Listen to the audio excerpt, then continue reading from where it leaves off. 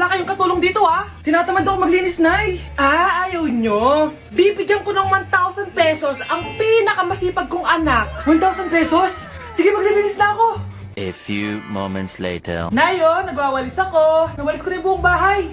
Wow, ang sipag. Nay, parang ako yung pinakamasipag, oh. Deserve ko ng 1,000 pesos. Aba, himala. Ang saya-saya pala maghugas ng plato, Nay. Woo, nag-enjoy ako. Himala, ang sisipag nyo, ah.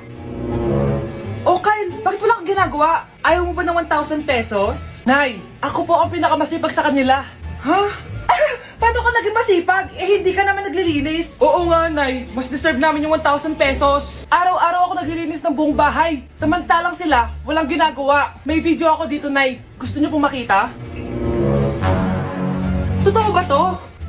Nay, magpapaliwanag kami. Kyle, eto 1,000 para sa'yo. Thank you, Nay.